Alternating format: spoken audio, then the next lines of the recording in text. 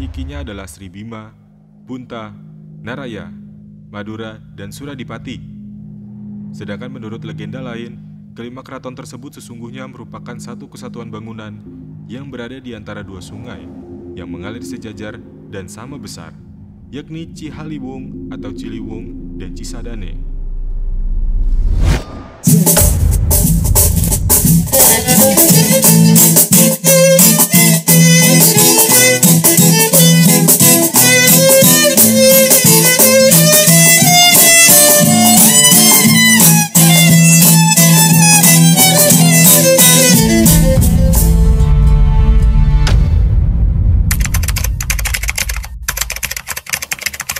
Melewati abad pertengahan medio abad 15, Majapahit berhasil dikalahkan oleh Keling yang diperintah oleh Raja Girindrawardhana.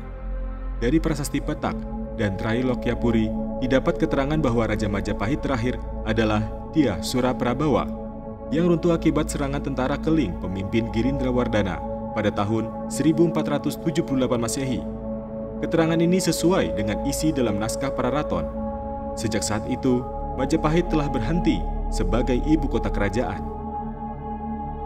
Kekuasaan Raja Kertabumi atau Brawijaya V berakhir sebagaimana diberitakan di dalam Pararaton yang dicatat melalui Candra Sengkala, Sirna Ilang Kertaning Bumi.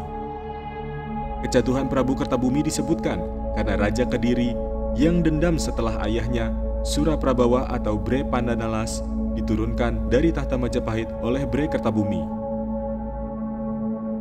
Pasca kejatuhan Bre Kertabumi, terdapat suatu roman tentang pengungsi dari kerabat keraton Majapahit yang akhirnya sampai di Kawali.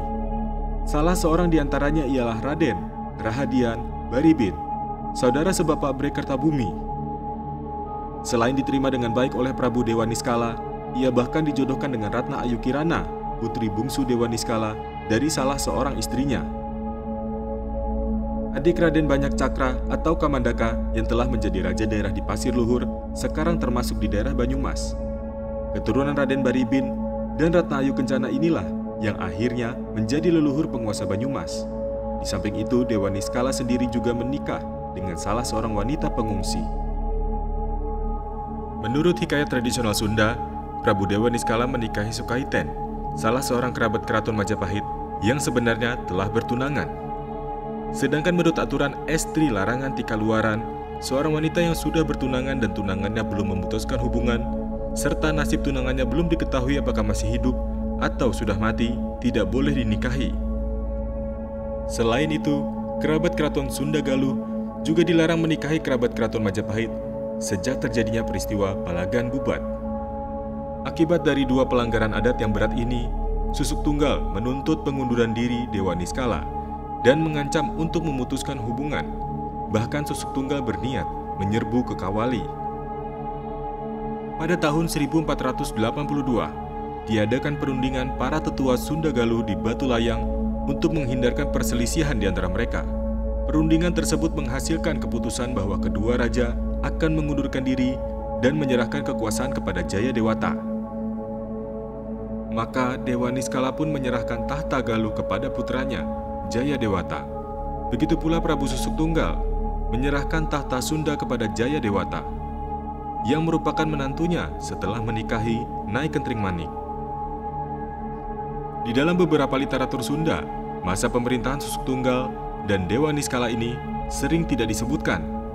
Pertama, karena keduanya hanya menjadi raja wilayah setingkat raja muda di wilayah masing-masing, bukan setingkat maharaja.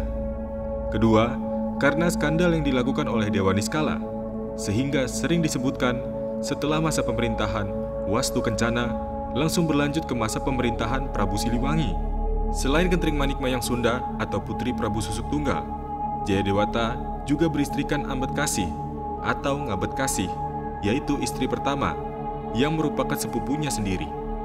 Putri dari Ki Gedeng Sindangkasih, putri ketiga Wastu Kancana dari Mayang Sari yang menjadi raja muda di Surantaka atau sekitar Majalengka sekarang. Dengan adanya pernikahan ini, ia ditunjuk untuk menjadi pengganti Ki Gedeng Sindangkasih sebagai Raja Muda Surantaka. Dari Ambedkasih, Jaya Dewata tidak mendapat keturunan. Jaya Dewata lalu menikah dengan istri keduanya, Subang Larang atau Subang Kerajang, putri Ki Gedeng Tapa atau Ki Gedeng Jumanjanjati, yang didapatkannya melalui sayembara setelah mengalahkan Amuk Marugul. Ki Gedeng Tapa sendiri adalah putra Ki Ageng Kasmaya, sehingga Subang Larang masih terhitung sepupunya. Dengan pernikahan ini, Jayadewata juga ditunjuk menjadi Raja Muda Singapura untuk menggantikan Ki Gedeng Tapa. Sedangkan Ketrik Manik Mayang Sunda, ia merupakan istri ketiga Jayadewata dan juga adik dari Amuk Marugul. Keturunan Jayadewata dengan Ketrik Manik Mayang Sunda kemudian dianggap sebagai yang paling sah untuk menduduki tahta Pajajaran. Selain itu, Jayadewata menikah pula dengan istri keempatnya, Nyai Aci Putih, putri Ki Dampu Awang, yang konon adalah seorang panglima perang dari Cina yang menjadi nahkoda kapal Laksamana Cheng Ho.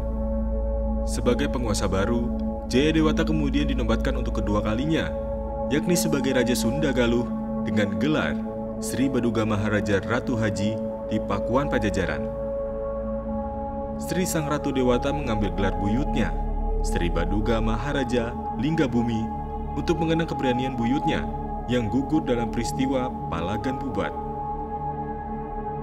Sedangkan nama Siliwangi diberikan karena ia pun dianggap sebagai pengganti atau silih Maharaja Prabu Niskala Wastu Kencana yang juga bergelar Prabu Wangi. Sebelumnya ketika dinobatkan sebagai Raja Galuh, Jayadewata naik tahta dengan gelar Prabu Guru Dewa Pranata. Sewaktu lahir, oleh kakeknya yang bernama Prabu Niskala Watu Kencana, Jayadewata diberi nama pemanah rasa. Sedangkan nama Jayadewata merupakan nama pemberian ayahnya, Dewa Niskala. Pemberian nama oleh orang tua dan kakek nampaknya merupakan suatu adat yang umum di Jawa Barat pada masa itu. Seperti juga nama Anggalarang dan Wangi Suta, yang keduanya merupakan nama dari Niskala Watu Kencana. Atau Rakyat Santang dan Walang Sungsang, yang keduanya merupakan nama dari orang yang sama, yaitu Pangeran Cakrabuana, perintis Kerajaan Cirebon. Masa pemerintahan Jayadewata dan penerusnya lebih dikenal sebagai masa pemerintahan Raja-Raja Pajajaran. Konon, hal ini terjadi setelah Jayadewata mendirikan beberapa keraton yang dibangun secara berjajar di wilayah Pakuan. Pada mulanya keraton ini dibangun oleh Prabu Susuk Tunggal dan kemudian diteruskan oleh Jayadewata. Untuk membedakan dengan kerajaan Sunda Galuh yang sebelumnya juga beribu kota di Pakuan, kerajaan ini pun disebut sebagai Pakuan Pajajaran. Keraton-keraton yang dimilikinya adalah Sri Bima, Bunta, Naraya, Madura, dan Suradipati. Sedangkan menurut legenda lain, kelima keraton tersebut sesungguhnya merupakan satu kesatuan bangunan yang berada di antara dua sungai yang mengalir sejajar dan sama besar, yakni Cihaliwung atau Ciliwung dan Cisadane. Karenanya tidak mustahil apabila nama Pajajaran dihubungkan pula dengan letak istana raja yang berada di antara dua buah sungai yang sejajar. Meskipun bukan pertama kalinya ibu kota kemaharajaan Sunda berpindah antara Sunda dan Galuh, tetapi kali ini pemindahan ibu kota Sunda dari Kawali ke Pakuan Pajajaran diduga juga sebagai antisipasi atas menguatnya pengaruh Demak dan Cirebon di Pulau Jawa.